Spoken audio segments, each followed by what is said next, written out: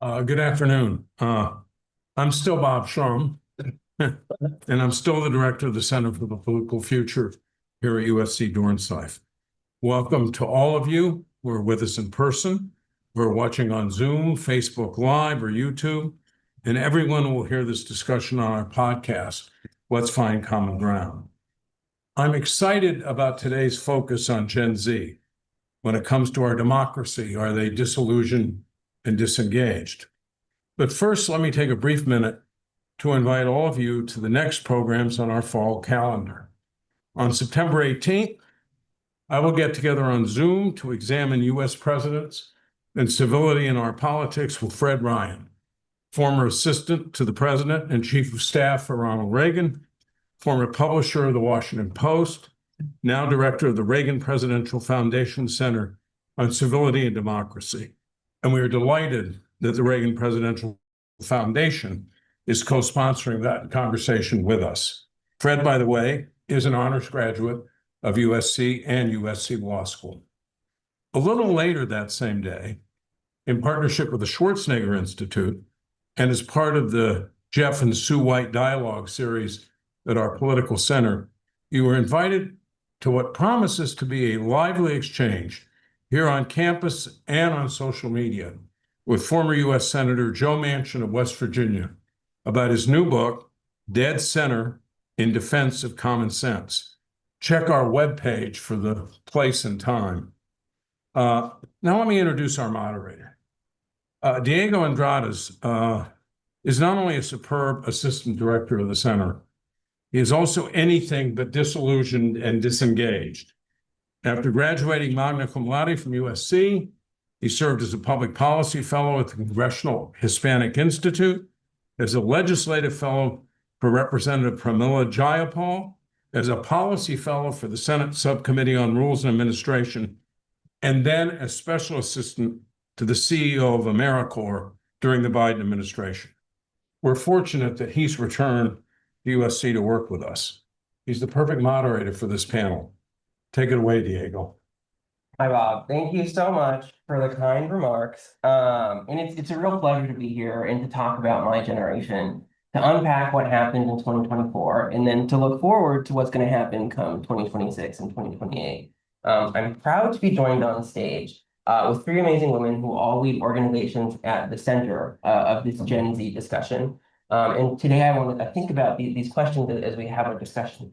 Are Gen Z disillusioned? Are they disengaged? But really, are they just changing the political game altogether? With me, Jahnavi Rao, the president and founder of New Voters, a nonprofit that encourages high school students and empowers them in the political process. She's been recognized in the Forbes 30 Under 30 list for social impact, as a 2024 L'Oreal Paris Women of Youth, and as a 2024 Aspen Ideas Presidential Fellow. This is all really impressive in its own right, but I want to underscore the impact she's had, at such a quick pace, having graduated from Harvard College in 2023. So amazing to have a Gen Z voice on the stage. Also on the panel, Laura Brill, the founder and CEO of the Civics Center. This is a nonprofit that promotes youth voter registration in high schools. She's a graduate of Columbia Law School, and she clerked for Supreme Court Justice Ruth Bader-Ginsburg before co-founding her own firm in Los Angeles, where she focused on appellate litigation, constitutional and media law, and complex civil cases. In 2018, she launched the Civics Center, which addresses the low youth participation and empowers students to register and pre-register to vote. And lastly, we have Maddy Roth, who is the vice president of OBB Media and executive director of I Am a Voter. She began her career at CAA Foundation, advising high-profile clients on philanthropy and civil engagement. And while at CAA, she helped launch the Full Story Initiative to promote inclusive representation in the media, and she co-founded the Civic Alliance, which is a coalition of over 1,000 businesses dedicated to supporting democracy. Thank you all so much for joining me today. Thank you. Thank you. So I want to start with a foundational question. Broadly, what do you think when you hear the terms Gen Z and democracy? What's a word or phrase that comes to mind? Oh, and here, feel free to. Are these also? Yeah, these are recording to the podcast. Oh, okay. Cool. Go for it. Well, hi. Hello, everybody. I am also a member of Gen Z. How many of you guys are a member of Gen Z? Yes. Okay, cool. Perfect.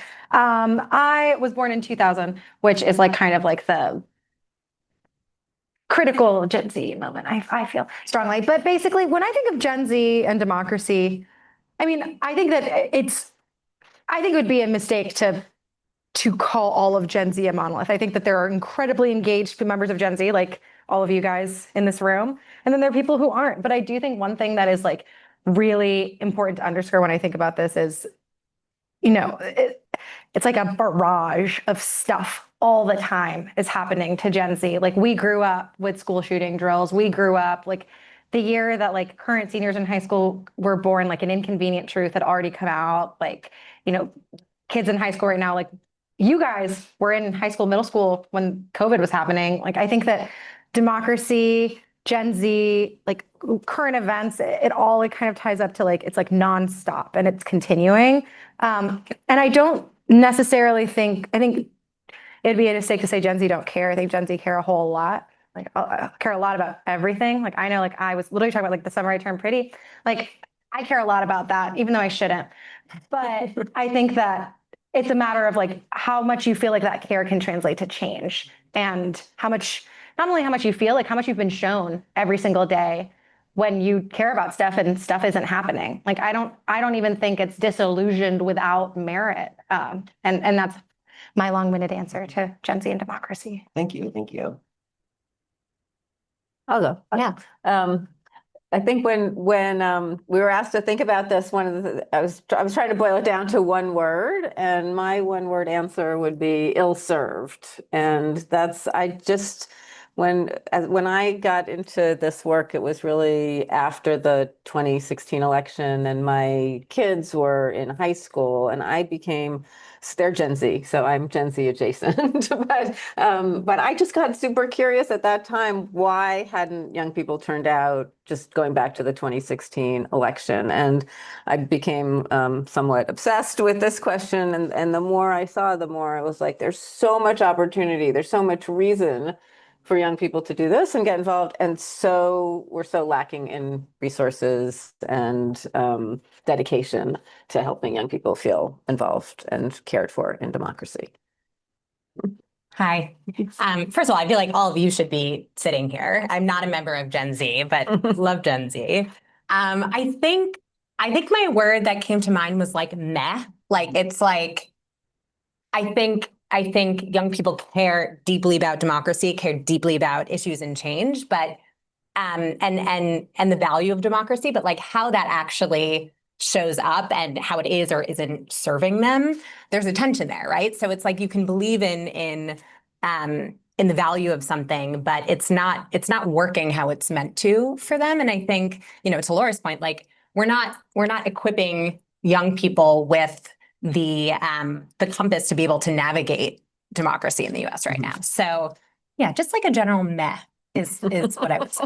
That makes sense. Maddy, could you unpack that a little more? Because I see I Am a Voter's social media pages, and it feels like a really curated palette. How are you taking what you just described and trying to reshape the communications narrative in that space? Yeah.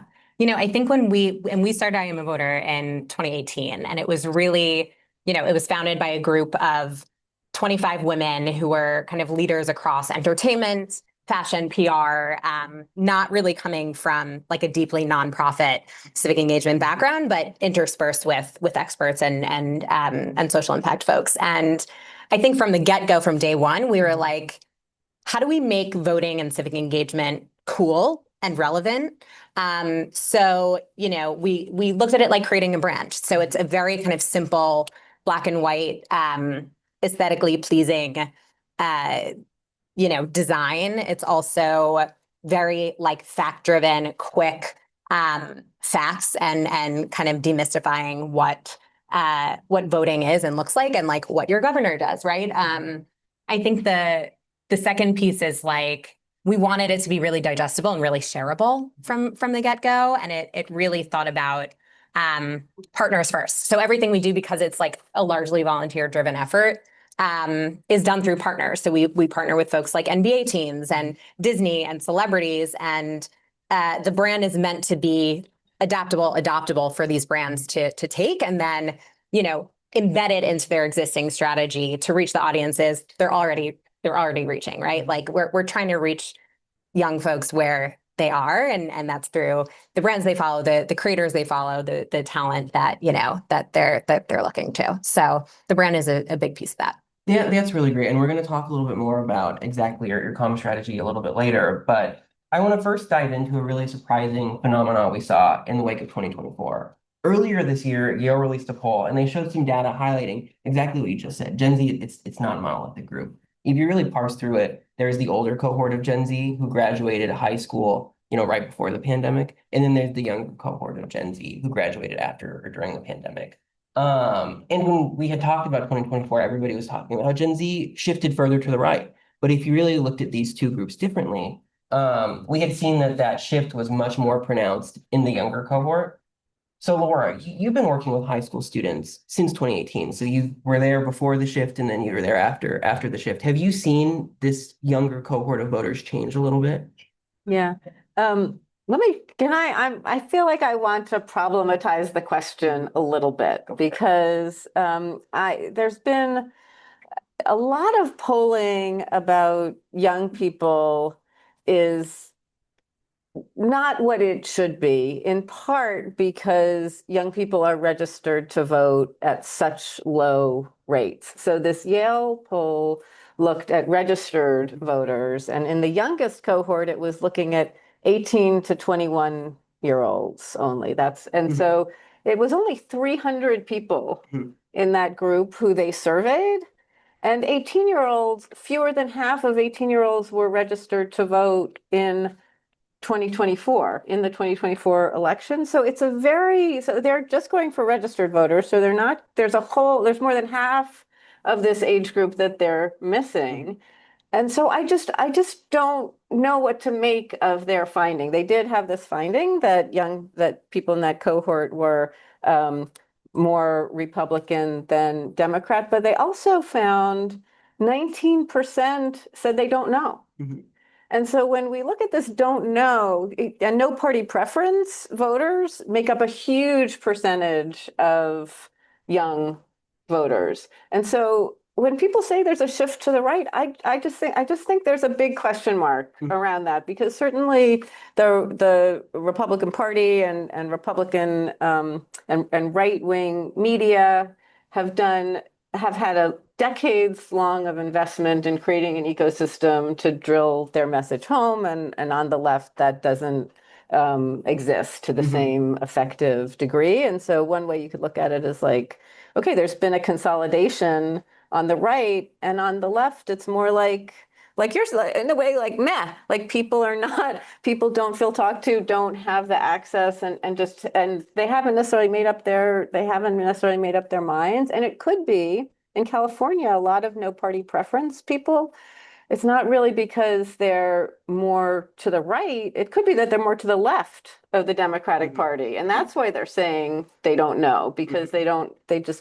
feel spoken to, or that they have the option. So, but to get back to I just have a big question about the Yale poll. I have a question about other polls for similar reasons. Before we move on, Yeah. do you think that means that all of these people who are supposed to be explaining to these political communicators, these consultants, about Gen Z, that they actually don't have a really good grasp on the generation as a whole? And there's a question mark, like you mentioned, just missing, that people who are doing politics should actually parse through a little bit more. Yes, totally. I think that the polls dominantly rely on registered voters or likely voters. And with so few young people registering in the first place, and this is what we try, and I'm sure Jahnavi, too, like we all are trying to explain to young people, you need to get registered. You need to put up your hand in order to be even available to pollsters to be seen. And that's why you see these polls and you're like, well, I don't see myself in that poll. Well, so we have to break that. We have to help young people see how to break that cycle so that they will be more visible to themselves and to the world. And pollsters, it's all of pollsters by and large. I think, right, polls have become so unreliable, and people don't know what to make of them. But this is a big factor. And so we have that you were asking about this change.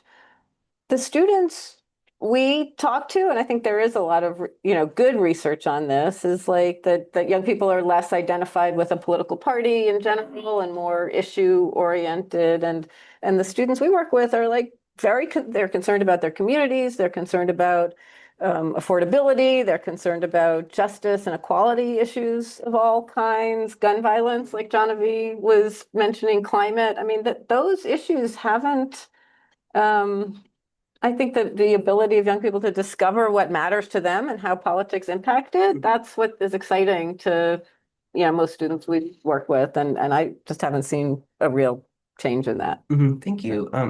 Jahnavi, you graduated in this older cohort of Gen Z, but now the people that you're working with are high schoolers, they've graduated high school, so they're in this younger cohort.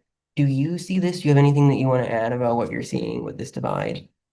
Yeah, so I was 16 when the 2016 election happened. I was a junior in high school, and I remember walking into my school the day after the election and seeing, I'm from a famously purple part of the country, Chester County, Pennsylvania, go Birds. And I remember seeing my friends on both sides of the aisle kind of like walking around in a daze. I don't know if you guys, like, how many of you were like in high school, 2020, 2024? Most of you probably in high school in 2020, yes. Remembering that feeling of walking in and seeing my friends on both sides of the aisle kind of walking around in a daze. And I remember talking to people who I thought would be happy with the results. And the resounding opinion was, like this was the most talked about event of our entire lives. And it felt like we had absolutely no say. And in the years, and that's why, I started New Voters in 2017, and now my high school club is my full-time job, which is a crazy thing to say. But in the years since, that feeling of like helplessness, I don't think has changed. After every single like major election that our high school students are aware of, there are so many students who come to us when we're, at these high school, debate conferences or, whatever, wherever all the high school kids are now. And it's over and over. It's like, I felt like I couldn't do anything with everything that was happening, and it impacted me and my friends more than anybody else. So I very much appreciate Laura's breakdown of the data, because I also think like, I don't know. I feel like we can't understand Gen Z unless you're talking to Gen Z. Like, I just don't think that I studied government in college, and I was really into polls and things like that. And they're wrong a lot.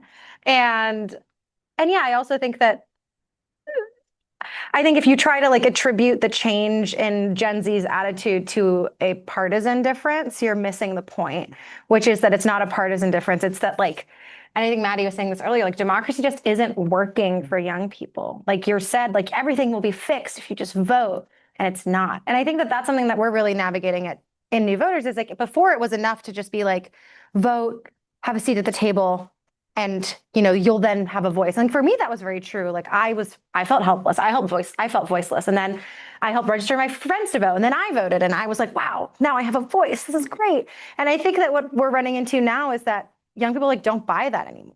Like the kids we're working with don't buy that anymore, that like voting is going to solve your problems. And I don't know if that was ever true. So I think that when you're talking about voting and registering people to vote, you also have to talk about like democracy and whether it is or isn't working for young people, and how they imagine it if it does work. And I think that in my case, I think the answer is a fully representative democracy. And I think that that means changing a lot of the structures that are making it hard for young people to vote and engage. But for a young person who you're trying to talk to about voting, it might be something else entirely. Like for me, I'm like, I think we can accomplish this by getting 100% of the 4 million high school students who graduate every year to vote. But I think that we're not running into a partisan difference. I think we're running into like does democracy work major question that keeps coming up. And I don't know if you guys relate to that at all, or if that's what you're hearing from your friends, but I'm seeing some nods. Yeah, like I feel like that's the crux of it. I don't think it's like a partisan thing. I think it's just like, this isn't working thing. No, yeah, and on that point, also in the Gen Z cohort, I get a lot of my news, believe it or not, from TikTok, among other, reputable news sources. But what I see is that people don't understand how to talk to us when they're on these platforms trying to cater to us. Mm-hmm. And we talked a little bit about I Am a Voter and their media strategy earlier. But for those of you who don't know, it seems very tailored to a Gen Z, to a younger person's appetite. It's in short, punchier language. It's in black and white. You're not throwing a wall of text onto an Instagram graphic and calling that a campaign statement. So Maddy, can you speak a little bit more to the strategy? And I really want to know if you have thought about the new media habits of this younger cohort when you were developing it. Yeah, I mean, again, we started in 2018, but I think it was like we looked at it from like an entertainment first, media first lens, brand first lens of, you have like seconds to get people's attention right now, right? So how are we breaking down critical voter information? Because that's a big piece of it, right? It's like they're not getting the information, right? Partisan campaigns aren't reaching out to them. So, and they're not seeing it. They're not, sitting and watching CNN. Maybe some of you are. So I shouldn't say everyone. But it's like, how are we giving young people the resources and the information to feel equipped to want to vote, right?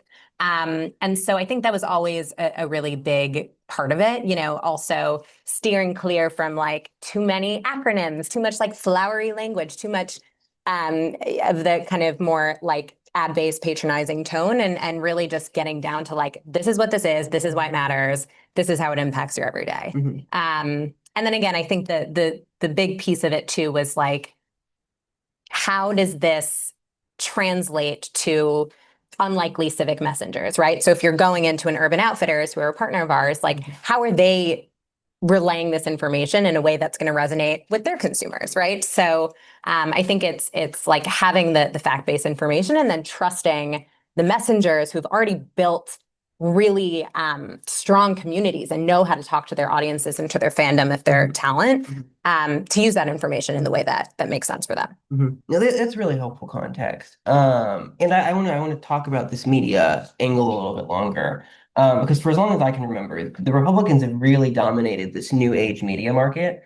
We saw Democrats start to break through with Brad Summer a little bit. I mean, a lot at the time, but then how much did it matriculate? But even in contrast, Republicans still stayed on this new media market. They dominated the airwaves when we think about long form podcasts and TikTok, something that they still stay on. And we're now seeing some new Democrats figure out how to play in this ballpark. I really think about the social media strategy shifts we've been seeing with Gavin Newsom and James Tallarico of Texas.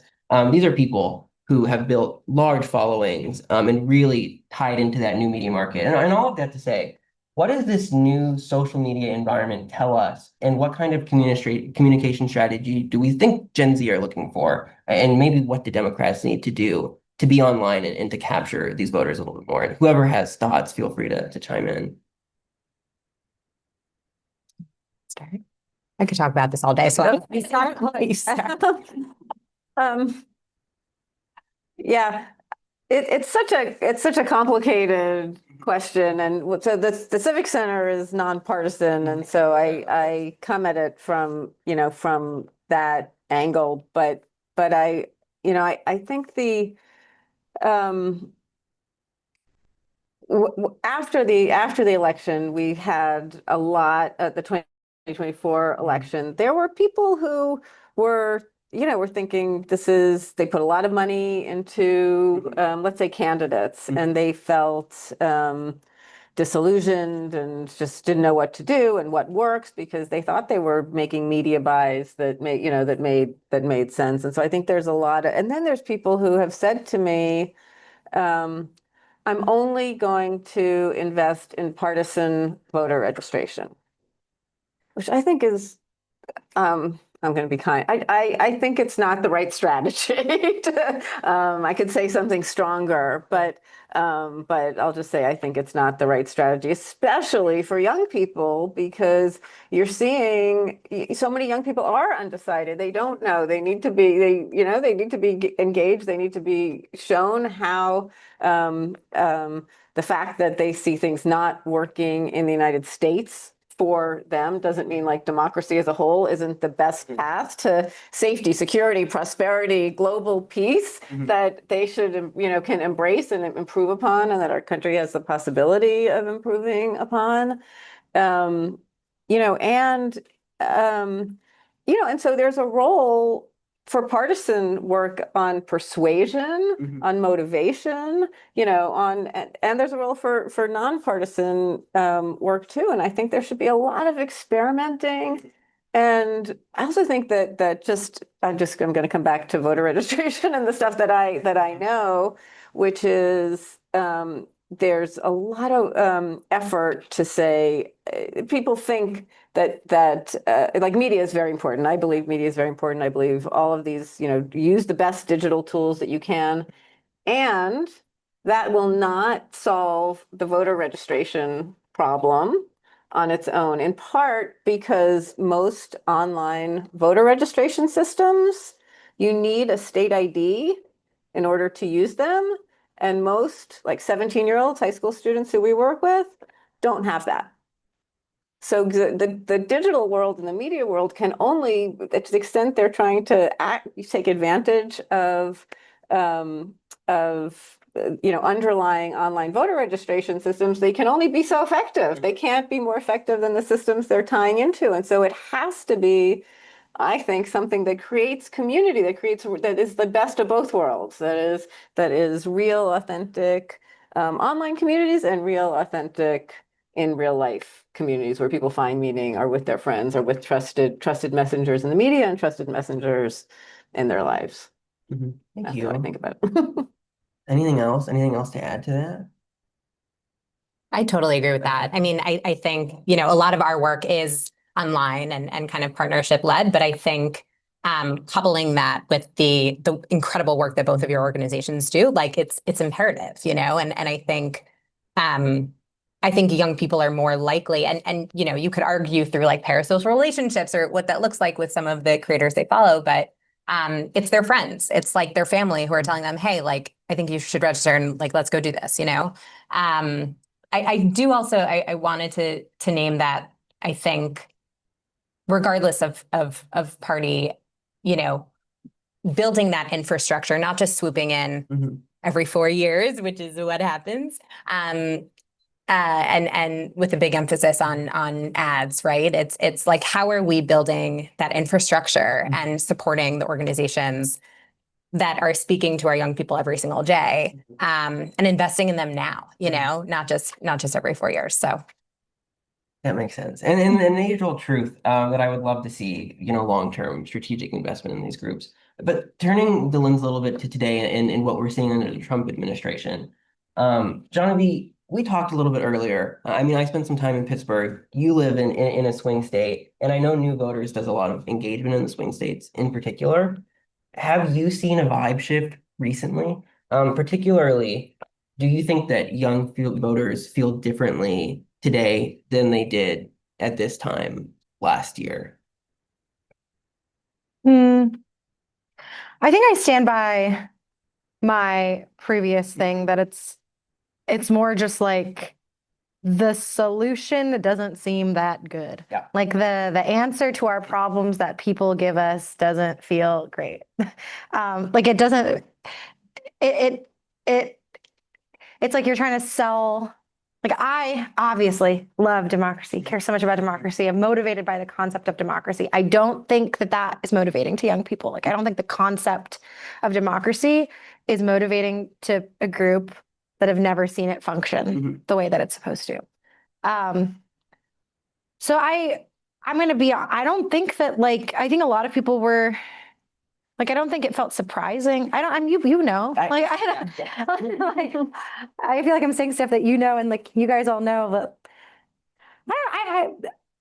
I think that social media is, as someone who lives on exclusive personally, I'm like my phone hours is insane, more than 24 hours a day. But I think that there's something corrosive about that is new. And in the last year feels like there's been some sort of faucet that's been opened and things have gotten shittier. I think, but I do feel in terms of attitudes towards voting, I stand by what I said before. I just feel it doesn't, it's not to be too topical, but it's every time there's a new school shooting, it's not or a new shooting period, it's not a surprise. It just feels like life in America every day. And I think that that's kind of how it feels last year versus this year. It's just life.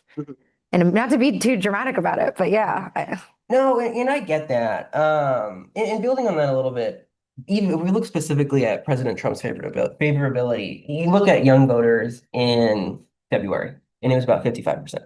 You look at young voters earlier this year in August, so last month now, you drop to about 33%. But what we're not seeing is favorability in Democrats increase. It's not like someone has filled this void and moved these young voters from favoring Trump to now favoring Democrats. It's what you talked about.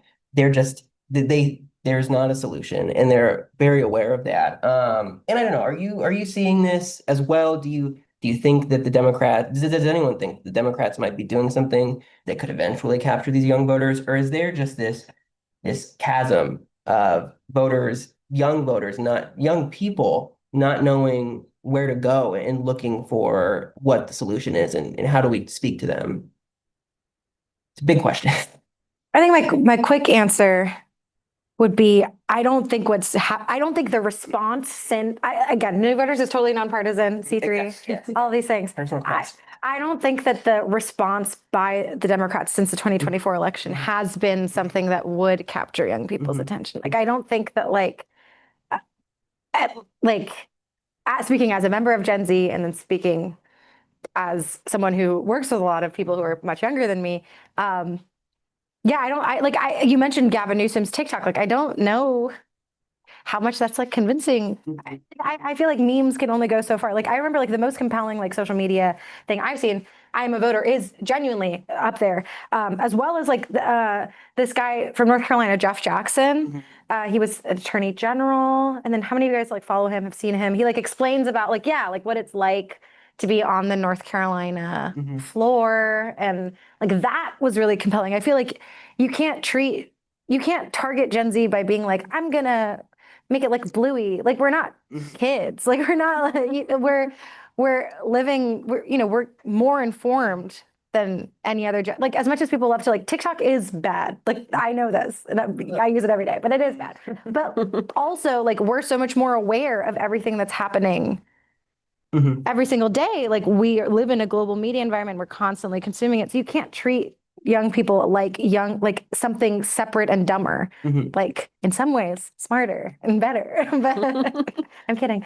I see that a little bit when people will reach out to someone that's famous, and they'll have them come on stage, and then they'll pay them to come on stage, and that person will talk about why they should vote for that candidate. But I Am a Voter does something a little bit differently, where it feels, to me at least, that these relationships with celebrities, that the way that you have these partnerships are a little bit more authentic. And my litmus test here is, I have a lot of friends on social media. Many of them are not involved in politics, but a lot of them, the ones who aren't involved in politics, are not going to follow the White House. They're not going to follow any of these politicians, but they do follow I Am a Voter.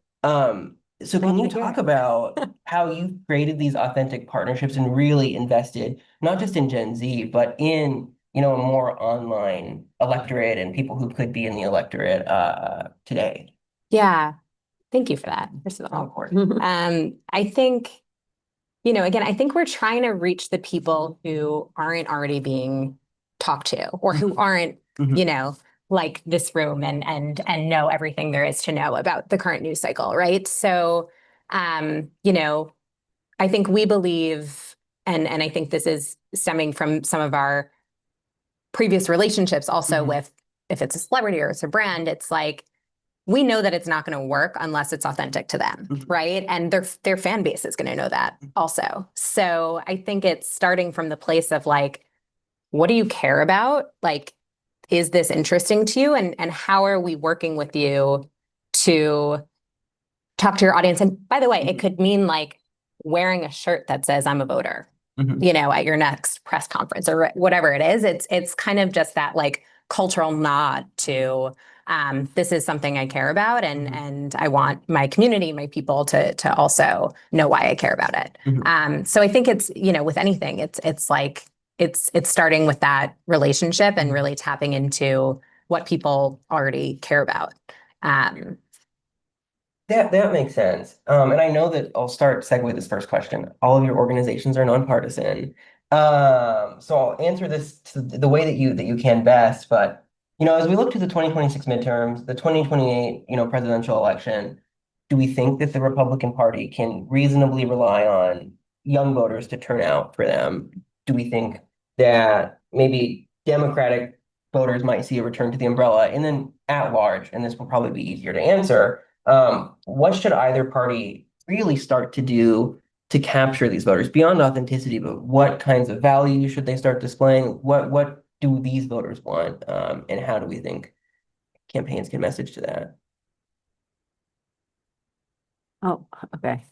I'll give a nonpartisan answer to that question, because forget about the particular parties. Anybody running for election, start listening, because I think that, the things that Jahnavi's saying and that everybody out here is nodding to about feeling not talked to and not engaged, those are real things. So it's going to be very hard for anybody to develop an effective message if they're not actually tuned in to what the people they're trying to serve are, experiencing. And I just want to, I think there's some element here of this, this word democracy, as if it equates to what we have today in the United States. And we have so many structural problems especially at the federal level, with the filibuster, with the Senate not being representative in the first place, with there's a lot of challenges in what people are expressing about the Supreme Court and lack of transparency, and and so it's hard to. We can't wag our fingers at people for feeling disappointed in the responsiveness of institutions that aren't being very responsive. I just also see a lot of, just for right now, there's a lot of opportunity at the state and local election, at local levels. And I think one thing that it's a real challenge to sort of bring focus to at a national level, because it can be so local, but there's so much that dedication over a reasonable period of time by a small group of people who care about an issue can make so much progress by paying attention and staying on stuff, because so few people do. And I think there's a lot of opportunities for renewal and hope, around that, and also building a pathway for leaders. Makes sense. Yeah. And I want to now open the floor to all of you and add a question I hadn't planned to ask, but I think National Voter Registration Day is coming up. It's on Tuesday. There are elections this year. Believe it or not, elections happen in the off year. So what are your organizations doing differently to not just to meet voters where they are, but really to try to get people to register to vote? What new strategies are you employing this year that you didn't have last year? Are you continuing that were successful? A lot of our students are engaging in National Voter Registration Day. So do you have any tips for them about how they can get people to register to vote? You want to go first? Yeah, sure. Well, yeah, there's elections this year. There's a New York City mayoral election this year. There's a lot of things happening. I'd say Maddy and Laura both said this, you can't just reach out to young people or just generally the electorate every 4 years. So even if you are optimizing just for the presidential election, you have to do something every year, and we're not. We're optimizing for every election. So we high school students sign up to run drives with us. They receive a personal mentor, including Neri, who is a mentor with new voters. And Neri will meet with that student every week and help them run a drive at their high school. And work through all of their personal dynamics with their teachers and their admin being we don't do politics. And we're well, actually, you've got to do voting. But yeah, that's what we're working on every year, no matter what. Obviously, the groundswell of interest by people peaks with certain elections. We have no trouble recruiting high school students in New York City to run drives this year, but where the bulk of our drives are in Pennsylvania, it's a little weaning. But even though there are elections, we're electing sheriffs, we're electing, we have a major Supreme Court election in Pennsylvania this year. But I think that going back to your question before, I just want to underscore what Laura said about, there's an overemphasis on democracy and what it looks like today. You said it really well, in a way that I've been trying to think of in my head, and you said it perfectly. It's like there's an overemphasis on what democracy looks like today. But I think if anybody, regardless of political party, is trying to talk to young people, you have to help them imagine what democracy could look like, or what like the country could look like. And I think that there's an obsession on I will be clear, like both parties have talk about like we need to go back like in an obvious way through like Make America Great Again. And then also with the Democratic Party with like, we need to restore democracy. And it's like, well, to what? For what end? Like to what end? Like for what purpose? So it's like, you need to, I not to sound like too woo-woo about it, but like you need to like help people imagine what the country could look like with the democracy that they want, with the structure that they want. And I think that that's how you get people, you capture the imaginations and the promise of like not just what you're promising them, but what's actually possible if they vote. And I think you start at the local level and you go from there, but you can't over-index on what going back to democracy or going back to something else. You need to do something new that's better. Yeah.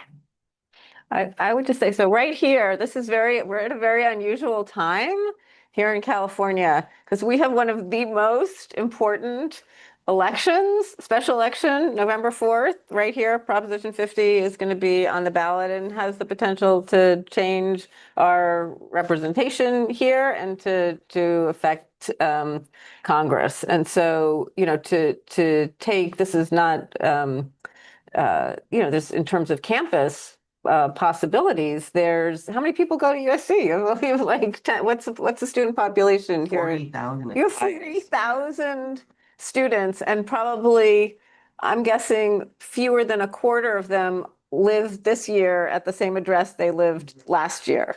So like and what is it? It's September 11th. So we should have a moment for September 11th. But so there's very little time between September 11th and the election to help students understand why Prop 50 is on the ballot, what it means, what they could be doing. So there's statewide elections in, Jahnavi, you mentioned, right, Pennsylvania with the Supreme Court election. There's statewide elections in New Jersey and Virginia as well, and then tons of other state and local elections all across the country.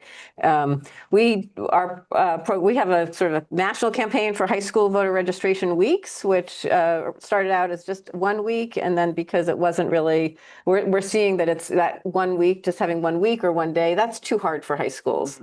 High schools need a lot of flexibility in their schedule. There's so many different high schools. So high schools can pick any week that they want to do this work, and teachers work with students to run voter registration drives in their high schools and receive materials. And it's building, the starting with. So do you guys know about pre-registration, the ability to pre-register to vote? Raise your hand. How old? Oh, good. Okay. All right. So you can pre-register to vote in California starting at age 16. About half of US teens live in states where they can pre-register to vote at 16 or even earlier. It's 15 now in Colorado. And so this is the, and by the way, almost everybody, even in what we call youth voter suppression states like Texas, where you cannot submit your voter registration form until you're 17 years and 10 months, because you all have that marked in your calendar, 17 years and 10 months. Even in Texas, almost everybody in high school is old enough to register to vote before they graduate. And our high schools have almost no resources. And so you're seeing like Jahnavi's organization that works a lot with college students as mentors, and our organization, we work more probably with teachers and as mentors. We're very small organizations, both of us. And this is 4 million kids every year who have the opportunity to register to vote before they graduate. And that's kind of why I started with the word ill-served.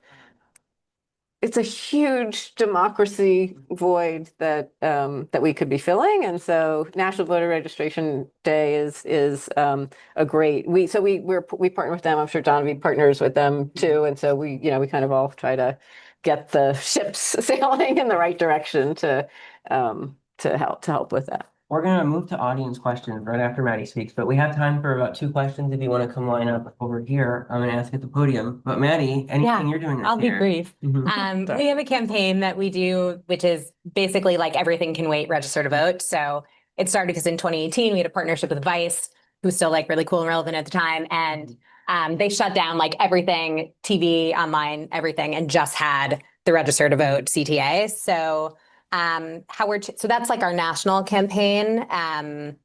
And how we're really focusing on the local and regional also for this year because it doesn't have, the national attention we would like. But what that looks like is like partnering with the Warriors to put out content that's around the California special election. And also like the mentorship model, I think really extending that to like who else can be mentored to host their own drives. So we had, we worked with Away Suitcases last year and we trained all of their managers at their stores to register people to vote. So they actually had in-store activations in all their stores nationwide. So I think it's thinking about like anyone can be a messenger for this work. Great. I will open up the floor to the audience. Anyone want to come over for some questions? Oh yeah, come on. Feel free to come on over and speak into the podium. The mic is live. Oh, okay, it is live. I had a question. So first, I wanted to just say there's like a statement to Jahnavi. It's just really inspirational to see somebody who looks like me and talks like me and looks like my friends actually doing something that's so essential for like democracy. And we had like I was very close to Nivya Krishnan, who was over here at USC, who basically did so much in informing so many people about new voters and about voter registration that it's just amazing to see the impact of it. And I just want to say, as a person of color, it's just really inspirational to see. So I had a question about I'm a voter. So with just going onto the Instagram, I saw in my mutual followings, you're followed by people like Kate Walsh, Mark Hamill, people like extremely famous celebrities who have big platforms, and a lot of them, namely Mark Hamill, are very political with their post a lot about voting whenever there are elections. So I had to ask, do you believe that celebrity culture would play a very large role in inspiring Gen Z to vote, or do you think it would have sort of like an opposite impact where you see, oh my God, why are these people telling me I don't want to do this? What do you think would really happen with celebrity culture, seeing as to how your organization's integrated with it? Totally.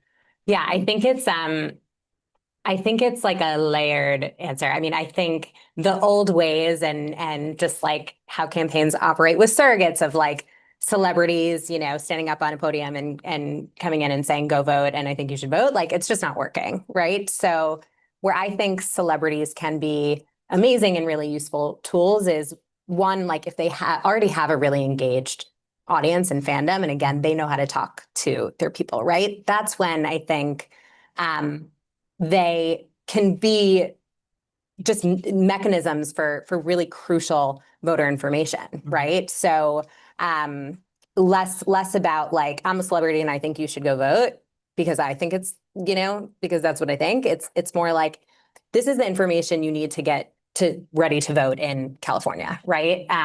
So how are we being really thoughtful about how they do that and what that message is? Yeah. Thank you. What was your name? Mine, Rane. Ronnie, thank you. And I'm still Bob Shrum. So I want to ask maybe a meta question that comes from my own experience. In the 1960s, young people felt the system wasn't listening to them. They felt alienated. They felt that somehow or other, there were a lot of people running things who didn't get what they cared about. That didn't disillusion them, didn't disengage them, it engaged them. And we saw young people really have enormous impacts in terms of civil rights, opposition to the Vietnam War, and then women's rights. And it wasn't that somebody from up here told them what was the society that they should see. They knew what they wanted. And, the decade kicked off with ask not what your country can do for you, ask what you can do for your country. But that really was ask what you want your country to be like and do something about it. Why is it so different now, if it is? Go for it. Yeah, no, I mean, thank you so much for asking. I think that young people are trying. I feel like we saw some of we saw huge amounts of student protest last year and the year before. I think that, and I will say I'm not as knowledgeable as I should be about student movements in the 1960s. But I know, I think that there's a lot of historical stuff. I have a certain advantage on that. But yeah, I think that not to, so this might be rooted in, I might be totally wrong, but if I were to hypothesize, I think civics education is bad. I don't think that there is, I remember telling students, I remember talking to a supporter of ours who he was in my lifetime, we had multiple amendments, constitutional amendments happen. And in your lifetime, none have happened. And I remember hearing that and I was like, oh, I never even thought about constitutional amendments as an opportunity we had to make change. And in his lifetime, there had been many. And what was one of them? Do you know? The 26th. The 18-year-old vote, which was first passed by legislation by Congress, struck down by the Supreme Court, and then passed a constitutional amendment. Yeah. And I think, I feel like that kind of the historic, there's a reason why you teach history, right? And so you can learn from it. And I don't think that I loved my high school. I had the best teachers ever. I didn't learn about, that exact sentence of but I do feel like the sentiment is there. And I do think the organizing is happening. I think when we saw encampments last year and things like that, there was a huge swell of student activism and student movement. And I think that it's just a matter of providing young people with the tools. I remember I read a book and it was the organizing notes of people during the Montgomery bus boycott. And it was about MLK, but his whole team. And I was really struck by how strategic every single decision was. There were things that I feel that reading, I was oh my gosh, my activist friends and me now would not do these things because they compromise on your values or whatever. And then you keep reading, you're oh, you do things because they work. So I think the answer is the sentiment is there. I think the tools and the education are lacking, but I do feel it can happen. I think we have the people, we have the numbers. The kindling is there. It just needs to light a spark. Well, one last thank you to our amazing panelists, and to all of you in the audience today, and to everybody who will hear or see these discussions on our podcast or on YouTube. There's so much more to come, including some great events next week. On September 18th, Bob will be joining, he will examine U.S. presidents and civility for a live virtual audience, including Fred Ryan, who is the former assistant to the President and Chief of Staff for Ronald Reagan, and that same day, in partnership with the Schwarzenegger Institute, and as part of the Jeff and Sue White Dialogue series, Bob will join Senator Joe Manchin to discuss his new book, Dead Center. Check out our website for more details, and again, thank you all for coming.